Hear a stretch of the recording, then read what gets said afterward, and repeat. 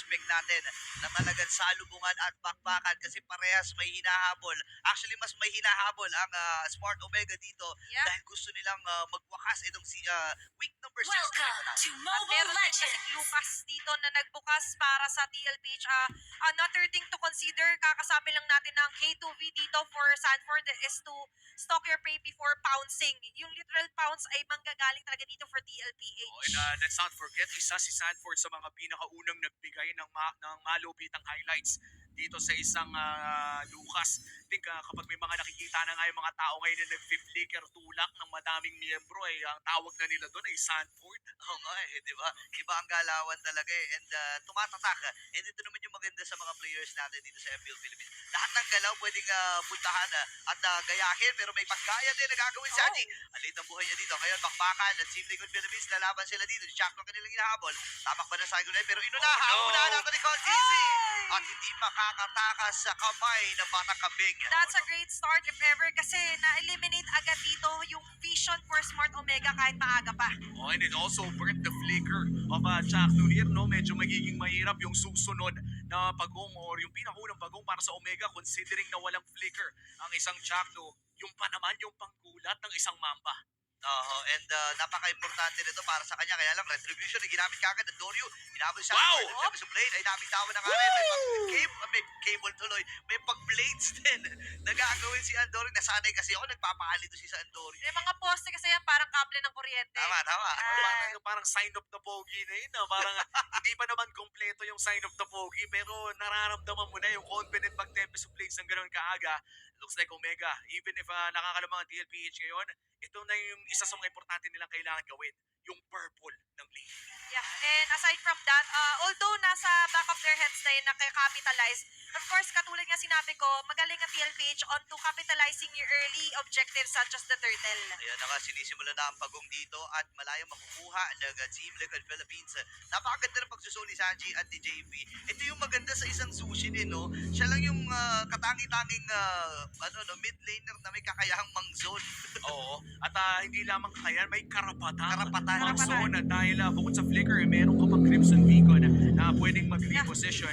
Ukir going in for ito yung new fire sa strategy na tinatawag natin. Pag may nag-double lane, ultihan mo. Ayan na, speaking of ultihan, more na dito si JP. Meron na siyang ulti. Ito naman yung Glorious Pathway. Pero binababara na na-force yung flicker again. Para dito kay Chakno, napakaganda ng ginagawa ng Team Liquid. Yeah, ito yung sinasabi ko kanina na ang chase ay nasa side ng TLPH pero sila yung chase down. Ayan na, okay, yung flicker din, inagamit. Pero wala siyang talaga siya. Dory na ako ng kill. At si Carlito ay nakadalawa na. Ngayon si Luis ay nakabawi din. Ang Dory dito ay may ipit. Buti nilang ay makakatalon at makakatakas siya. Ngayon ay hindi pa pala tapos dito ang Team Liquid. Nakatakas din. Ginamit yung shockwave mula kay Sanford pero hindi sapat. Hindi damage. Kamuntikan pa mapabagsak si Jome doon. Pero lamang pa rin naman ng TLPH in terms of gold. Sisilipin na nga natin ang Infinix in-game equipment. Papunta pa lang naman sa mga first item ang dalawang junglers natin. Maliit na kalamangan para sa Young Goat. At mukhang papunta siya sa, I think, correct me if I'm wrong, this is going to be a War Axe after ang Fury Hammer. Yeah, actually, mag-war axe na dito. Actually, meron na siyang war axe rather. Naku, ayun na, pinagsasapak na din siya pero hindi na naman siya makakaalis dahil wala ngang flicker doon sa mga panahon na yun. Napakatindi ng nagiging sagutan na magkabilang kupunan na ito, no? Ito na yung nakakatakot para sa Omega dahil parang hindi na pinapahinga ang kanilang playmaker. And usually, no, ito nga tayo mga nagiging call ng side ng TLPH. Ayaw nila na nakakahinga yung gumagawa ng play doon sa kabila. Kaya in-overload din nila eh. Kung papansinin natin, although naganda yung mga early pickups dito for Andoryu, pero yung gold natin hindi nagalaw, still on the side of TLPH kasi relax yung ibang side sila. Sabihin natin nakalamang in terms of kill or nakapantay dito ang jungler ng Omega, but still we cannot deny na nandito pa rin yung prowess sila JB onto chasing down heroes. Ayan na. Turtle sinimulan, Sanford goes in, pero mukhang wala siyang mahanap. At rekta turtle na muli, Jome, na yan na, Summon Force. Okay, Sanford na magiging target! Pero andito yung set ni Jack Mamba. Natulog siya palayo. Pero yung Demon's Blade. Ang Dory dito ay kailangan na rin yung umalis dito. Kaya lang flicker din ay nabitawan na ni Luis. Ngayon, diretsyo na ang kupunan ng Team Liquid Philippines para kunin ang pagong. Ang ganda na sana ng set ni Jack no doon. Sayang. Pero na-counter ng revitalized heal at iba pa. Ang hirap pala na kahit makapasok ka sa apat ay grabe yung sustain ng doon sa kabila. Yeah, that could have been a very great sana na pick of opportunity for Smart Omega. But what happened was that medyo malayo na sa vicinity ng Predator Strike ni Ukir yung ibang mga sinunod out ni Chaco. So hindi nila nasulit sana yung magandang pag-corner doon ni Chaco. Kailangan pasok sila doon sa circle eh. At dahil dyan, lumobo na nga ang gold lead ng Team Liquid. 3,000 gold lead, 5 minutes in. At mukhang ang pressure ay nasa Omega na ngayon para i-break yan o makakuha ng at least isang crucial na pick-off. Yep. Look at the damage from the Filipino sniper. Napakasakit na agad. Yeah, and i-expect natin ngayon na magdo-double in or sasama na siya kasi may Sky Piercer na siya, by the way, which equates also sa kanyang medyo masakit ng damage here on the early pacing of the game. Na kung saan naman, naka-Starlum side by the way si John, pero nahuhuli siya in terms of gold kasi nga mas maraming accumulated na advantage ang TLPH. At mabuting balita naman para sa Omega, nakakapag-purple pa rin ang kanilang lane dahil kadalasan no, kapag nakakalamang na ang isang team ay para bang binabakuran na yung purple buff na yan. But for Omega, nagagawa pa rin nila ng paraan na nakakakuha ng purple siling. Kaya naman at this point, palabas na rin ang ating huling pagong ng larong ito in 30 seconds. Kailangan na lamang nilang alagaan ang kanilang jungler. Oh no! Naku, paano nila maalagaan kung binuburo na kagad dito ng Team Liquid. Atras muna si Andorio at malaya din makukuha ni Torre dun sa may bandang itaas. At ibaba naman na magiging trade dito ng Smart Omega. At tanggap na ni Andorio na siya yung taya kasi nga katulad sinabi natin, he has to be well protected. So if ever he just needs to buy enough time, at yung time na yun enough kasi nakabasag naman ng Torre pabalik ang Smart Omega. Oh, at makakapag-clear din naman siya. May cross-map trade lamang na magaganap. Kaya naman ang gold lead ay mananatili sa 3,000. Here comes Chakto! Okay, big lead conceal din na gagawin dito si JP. Nakataka si Sanji with the group sa Beacon. Ngayon may ibig si Chak. Mapa! At naging stock ng Sky Piercer dito ni Orbs. Si Luis ata ang magigilis. Pauwi na Cebu. At nakadalawa dito itong si Oheb. Si Cartesi naman nakatabay. Ang sakit ng Evil Queller. Hahabol pa sila dito pero zone lamang ang ipapamalas ng Young Goat. Diretso na kagad ang Team Liquid. The Baby Cakes duo dealing so much damage. Dahil dyan 80% nakita. ay naniniwala pero nakita pa nga nila si Oo. Andorio na flashlightan pa ni Sanji. Kailangan nang lumayo dito si Sanford. Heto na. Naku, Ayan na! nag-transform na ng base. Tempest of play na na-force na kagad. And this time yung Shockwave. At gamit! Plus sa Flicker at Calmot. Ngayon naman si Uki nagamit yung Federal Shock. Pero lalayo lang muna doon sa vicinity ang Team Liquid at aagawin ng Purple Buff. Kakasabi pa lang natin that Andorio needs to be very careful. Pero paano ka magiging careful kung bawat side dito ay merong nakaabang sa'yo plus Sanji? O yan na naman, sumugod na naman dito ang cavalry. Talagang literal na kabayo ang pinangunguna nila dito. Basag din yung Torre dun sa may bandang gitna.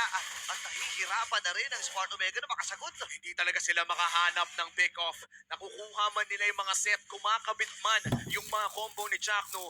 Laging may humaharang doon sa gitna para hindi makabawas ang barangay. Tsaka kapag predator ka, like what TLPH is doing, hindi mo na pinaglalaroan yung pagkain mo eh. Diretso lang sa pounce dito. Especially Sanford with those flicker commitment, flash type, flash combo.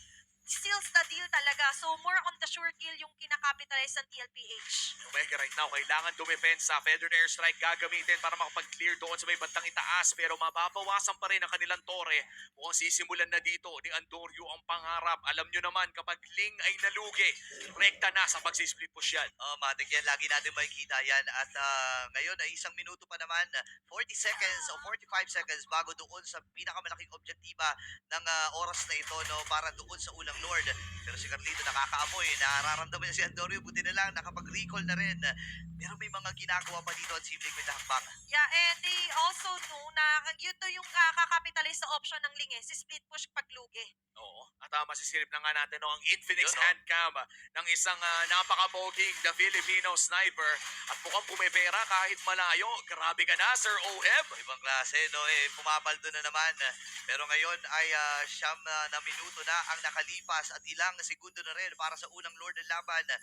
Pabuo na rin pala ng BOD itong si Carlito. Medyo nakakatakot na yun. Yun yung suyo na kapag bumakat yung Evil Queller. Better, oo. Actually, pare sila ng kanyang baby kicks, no? Pare sila pa POD na dahil naka-double Legion sword na rin dito si Oheb. And just as we mentioned, 9K gold lead sila by the way dito win po rito. which leads us na kung bakit ganun nakasakit dahil enough na yung capability nila to purchase high item, physical items dito para sa laban na to. At mukhang magbibigay yata na hindi yata ibibigay ng Omega yung Lord na to. Ito ata yung chance na hinahanap nila. Chakto! Chakto! Ayun na yung flicker at yung combo mula sa kanya. Carlito ay may Alisson! ipit din, mamamatay ba? Pero nakaiwas din with that vertical. Sobrang crucial nun. Ngayon, inaabol si Chakto at Oh, mamamatay no! din. Kaya sa kabilang panig naman, meron Jom! din baka nagaganap si Jom. Ay, nirinig ko na dito ng cavalry and triple kill para kay Oheb. Grabe yung pagligtas ni Oheb kay Carl TC. Huwag ang baby cake ko. At mukhang nakuha pa nga nila ang Lord na ito. The first Lord going to the hands of TLPH. At Diretso. rekta na ata sa base ng kanilang call. Ako, si Luis lang ang naatasan para dumipensa dito. 1 second para kay Dorio. Mapipigilan ba? Re-respeto muna ang Team Liquid Philippines at ikakalma. 10 minutes into the game on almost wipeout para sa TLPH. Pero it all happened dahil nga na-predict ni Carl Dizzy. Iba yung senses niya doon sa huli sa kanila Chakno. And just as we mentioned, pag nakalusot yung suyo doon ka medyo mayayari. Yung burst na eliminate, kung kaya naman nakabawi ng gusto ang TLPH. And with Oheb alone, look at those bullets hitting onto Antonio Noguer. Wow. The damage coming in from the Death Sonata. Kung tumama pa yung isang bullet, kung hindi na wings by wings yung Farsa, that could have been a kill with 4 bullets alone. At mukhang may inhibitor turret na nga nababagsak. That's mid lane. Dalawa na ang nawala at si Luis na ata ang uunahin. Buhay pa rin at Heaven's Blade na ginamit na nga ni Kagad dito. Andori makakataka si Oheb. Pendant Ursa kayo nabitawan pero hindi po rin nakapitalize Lord. Ay nasa may bandang gitna. Ready na nga ba ang cavalry dito? Nasumugod pa. Pero may mga minions pa sila dito. Jack na ipapasok din. Andun yung Fist Crack and Fist Break. Pero siya ang mabibreak dito. At ang kupunan ng Team Philippines ay diretso na para kunin ang laban na ito against Smart Omega. Game 1 para sa TLPH, a 15k gold lead to end it as well. Grabing performance naman yan mula sa Cavalry.